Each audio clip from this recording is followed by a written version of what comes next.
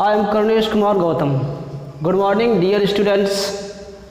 आज हम आपको बताएंगे इंग्लिश ग्रामर के अंतर्गत direct and indirect speech. I will tell you direct and indirect speech in English grammar today. मतलब मैं आपको आज डायरेक्ट और इनडायरेक्ट स्पीच के अंतर्गत बताएंगे कि आपकी डायरेक्ट और इनडायरेक्ट स्पीच क्या होती है। ठीक, देखिए सबसे पहले बात ये आती है कि डायरेक्ट एंड इनडायरेक्ट स्पीच है क्या। सबसे पहले हम आपको बताते हैं direct speech. What is direct speech? Direct speech ये क्या होती है? देखिए डायरेक्ट स्पीच वक्ता के द्वारा कहे हुए कथन को ज्यों का त्यों कहना ही क्या कहलाता है? हमारा डायरेक्ट स्पीच कहलाता है। सेकंड पॉइंट में बात आपकी ये आती है कि इनडायरेक्ट स्पीच क्या होती है भाई। इनडायरेक्ट स्पीच वक्ता के द्वारा, जब वक्ता अपनी बात कहता है या वक्ता के द्वारा कहे हुए कथन को घुमा फिरा कर कहना ही इनडायरेक्ट स्पीच कहलाता है। मान लीजिए सपोज दैट ये रवि है, ये शिवम है,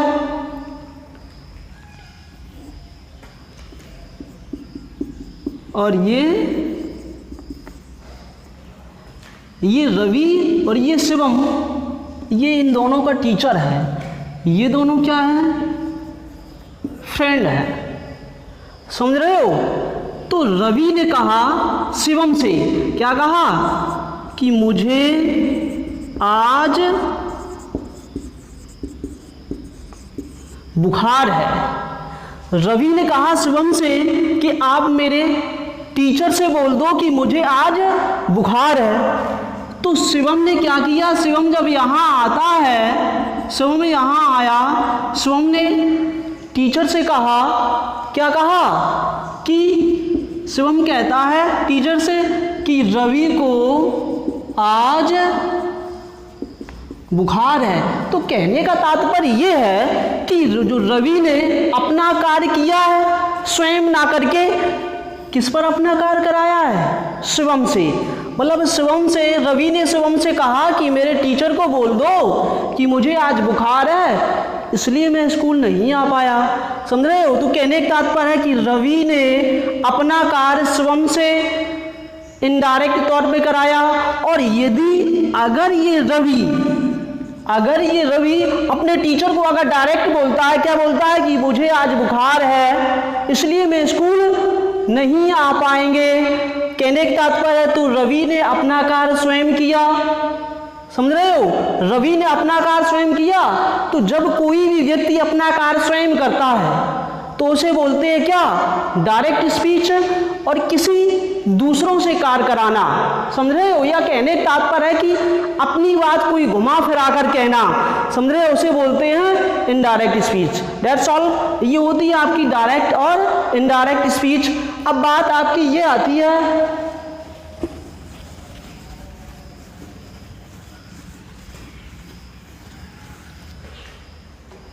the parts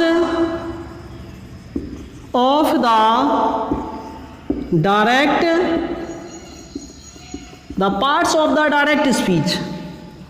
the parts of the direct speech कहने का तात्पर्य है कि डायरेक्ट स्पीच के भाग कितने होते हैं? अरे भाई डायरेक्ट स्पीच के ये होता है, फर्स्ट होता है रिपोर्टिंग वर्ब, सेकंड होता है रिपोर्टेड स्पीच। फर्स्ट होता है आपका रिपोर्टिंग वर्ब, सेकंड होता है रिपोर्टेड स्पीच। अब बात आपकी ये आती है कि भाई reporting verb, what is reporting verb and what is reported speech? What is the difference of reporting verb and reported speech? ये होता क्या है? देखिए रिपोर्टिंग वर्ब किसे कहते हैं? सबसे पहले मैं आपको ये बताते हैं। रिपोर्टिंग वर्ब कहते हैं जिस मुख्य क्रिया के द्वारा वक्ता होता है, जिस मुख्य क्रिया के द्वारा या जिस मुंह से या जिस मुख्य क्रिया के द्वारा अपनी बात कहता है उसे रिपोर्टिंग वर्ब कहते हैं। समझ रहे हो? और वक्ता के शब्दों में जो कुछ भी कहा जाए उस क्रिया ने कहा क्या है, वक्ता के शब्दों में जो कुछ भी कहा जाए उसे हम रिपोर्टेड स्पीच बोलते हैं। अर्थात डिफरेंट इनमें ये होता है कि रिपोर्टिंग वर्ब होती है उसे इन्वर्टेड कॉमा के बाहर लिखते हैं, लेकिन रिपोर्टेड स्पीच होती है उसे इन्वर्टेड कॉमा के अंदर लिखते हैं। यही इनमें डिफरेंट होता है। जैसे सपोज दैट एग्जाम्पल तौर पर जैसे मैं कह दूं कि Ravi said to me I am going to Meerut today. अगर आपसे पूछता है कि इसमें रिपोर्टिंग वर्ब और रिपोर्टेड स्पीच क्या होती है, समझ रहे हो, तो मैंने आपको अभी बताई कि वक्ता जिस मुख्य क्रिया के द्वारा, मतलब जिस मुख्य क्रिया के द्वारा अपनी बात कहता है, समझ रहे हो, मतलब जिस क्रिया के द्वारा इसने अपनी बात कही वो हमारी होती है रिपोर्टिंग वर्ब, और जिस मुख्य क्रिया के द्वारा अपनी बात कहता है वो रिपोर्टिंग वर्ब जिसके शब्दों में जो कुछ भी कहा जाए। अब इसने कहा क्या है भाई, जिसके शब्दों में जो कुछ भी कहा जाए वो हमारी होती है रिपोर्टेड स्पीच। ठीक है, अभी हमने बताया कि ये आपकी होती है क्या, रिपोर्टिंग वर्ब, रिपोर्टिंग वर्ब, और ये आपकी होती है रिपोर्टेड स्पीच। समझ रहे हो? मतलब ये वाली जो चीज़ होती है, कहने का तात्पर्य है कि जो रिपोर्टिंग वर्ब होती है वो इन्वर्टेड कॉमा के बाहर लिखी जाती है, जो रिपोर्टेड स्पीच होती है वो इन्वर्टेड कॉमा के अंदर लिखी जाती है। सबसे पहले बात ये आती है कि डायरेक्ट और इनडायरेक्ट बनाते समय किस टेंस को बदलते हैं और किस टेंस को नहीं बदलते हैं, हम आपको वो बताएंगे आज।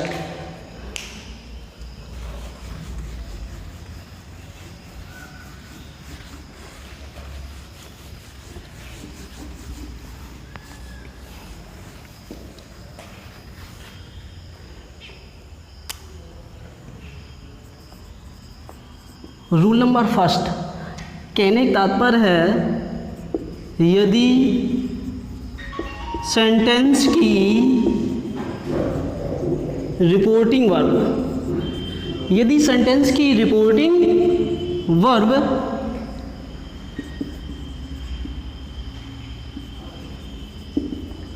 प्रेजेंट टेंस जिसे बोलते हैं वर्तमान काल,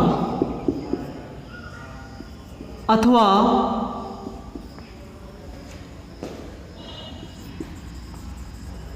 फ्यूचर टेंस जिसे बोलते हैं भविष्यकाल। यदि सेंटेंस की रिपोर्टिंग वर्ब प्रेजेंट टेंस, इसकी हिंदी होती है वर्तमान काल, अथवा फ्यूचर टेंस की हो तो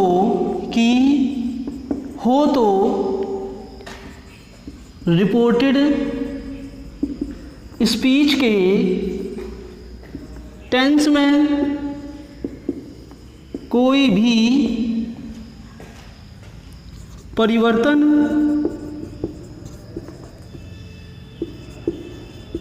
नहीं करते हैं। कहने का तात्पर्य यह है कि यदि सेंटेंस की रिपोर्टिंग वर्ब प्रेजेंट टेंस जिसकी हिंदी होती है वर्तमान काल, अथवा फ्यूचर टेंस हिंदी होती है इसकी भविष्यकाल की हो तो रिपोर्टेड स्पीच के टेंस में कोई परिवर्तन नहीं करते हैं। समझ रहे हो? एग्जाम्पल तौर पर हम कह सकते हैं जैसे the teacher says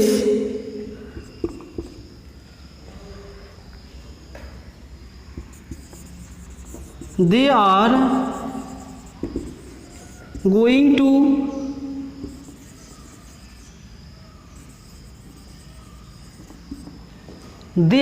to Allahabad। समझ रहे हो? तो कहने का तात्पर्य है कि अभी हमने आपको एक रूल बताया।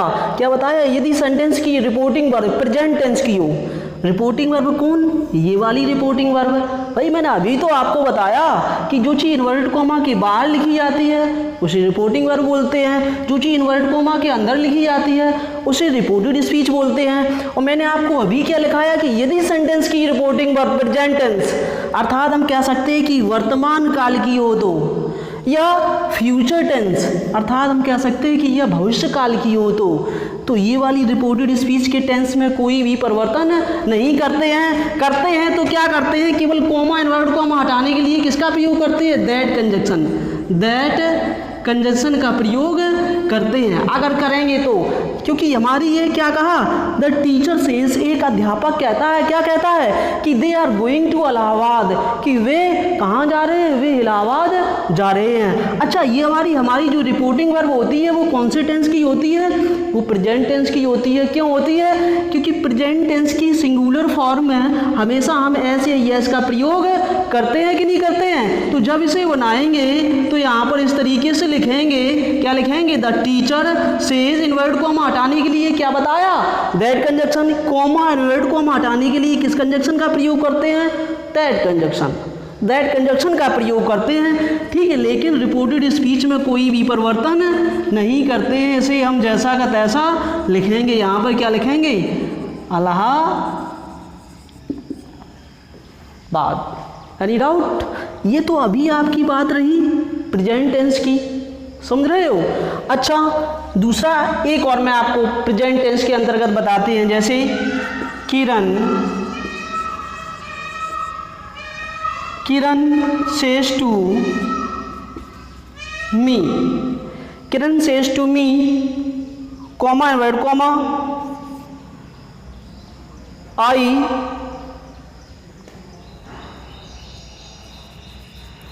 I am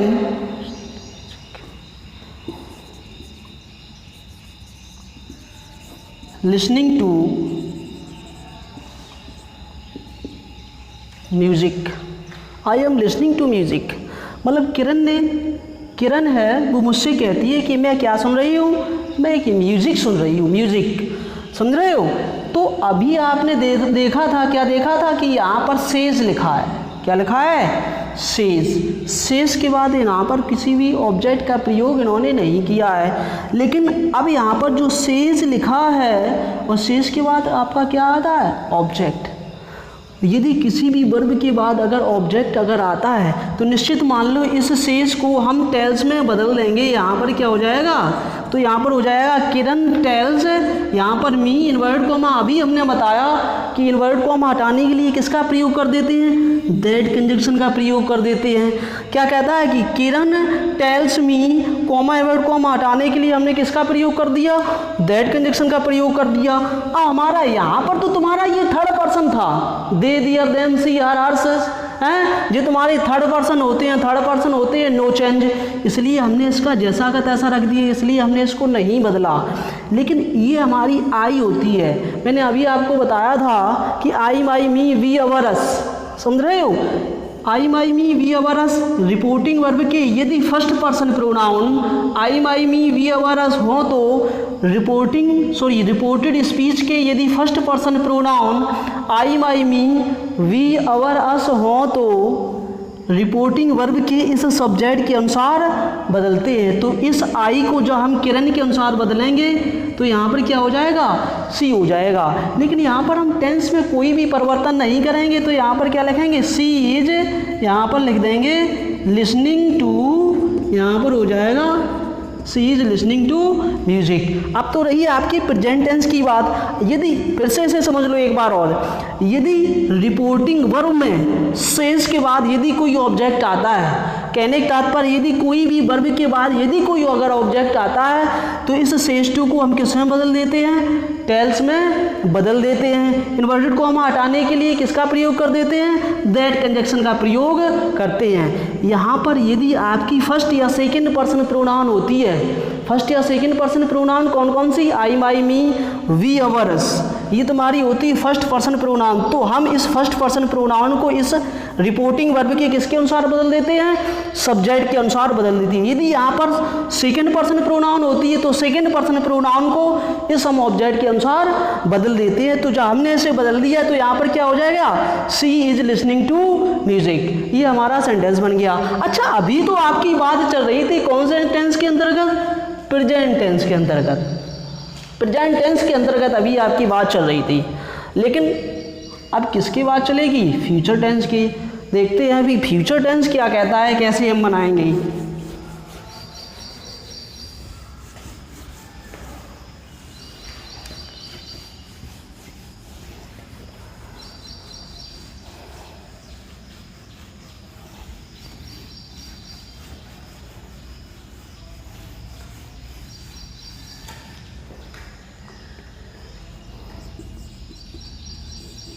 फ्यूचर टेंस जैसे रिया, रिया विल से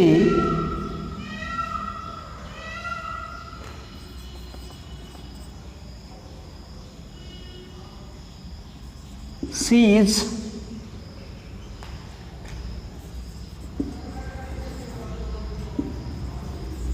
सिंगिंग ए सॉन्ग।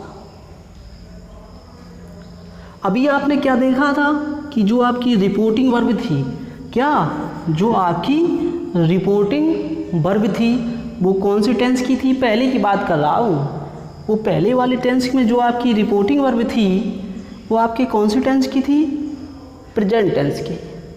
लेकिन अब ये जो रिपोर्टिंग वर्ब है वो कौन सी टेंस की है, फ्यूचर टेंस की, समझ रहे हो। और अभी हमने आपका नियम लिखाया था कि यदि सेंटेंस की रिपोर्टिंग वर्ब है, क्या ये रिपोर्टिंग वर्ब की बात कर रहे हैं भाई, यदि सेंटेंस की रिपोर्टिंग वर्ब प्रेजेंट टेंस की हो या फ्यूचर टेंस की हो तो इस रिपोर्टेड स्पीच के टेंस में कोई भी परिवर्तन नहीं करते हैं। यदि आपने परिवर्तन कर दिया तो आपका योर सेंटेंस इज रॉन्ग, तो आपका सेंटेंस गलत हो जाएगा, समझ रहे हो। तो यहाँ पर हो जाएगा, क्या लिखेंगे, रवि, यहाँ पर कौन से टेंस की रिपोर्टिंग वर्ब है, फ्यूचर टेंस की। तो यहाँ पर जब लिखेंगे रिया, क्या लिखेंगे, रिया विल से, क्या लिखेंगे। और अभी हमने आपको बताया था कि ये कॉमा और इन्वर्टेड कॉमा हटाने के लिए, कॉमा और इन्वर्टेड कॉमा हटाने के लिए किस कंजक्शन का प्रयोग करते हैं, दैट कंजक्शन का प्रयोग करते हैं। तो यहाँ पर हो जाएगा रिया विल से दैट, यहाँ पर क्या लिखेंगे, शी इज, यहाँ पर लिखेंगे सिंगिंग ए, यहाँ पर क्या हो जाएगा, सॉन्ग। इस तरीके से हम सेंटेंस को कंप्लीट कर सकते हैं। ये हमारी सेंटेंस की रिपोर्टिंग वर्ब कौन से थी, फ्यूचर टेंस की, इसलिए हमने इस रिपोर्टेड स्पीच के टेंस में कतई कोई परिवर्तन नहीं कर दिया।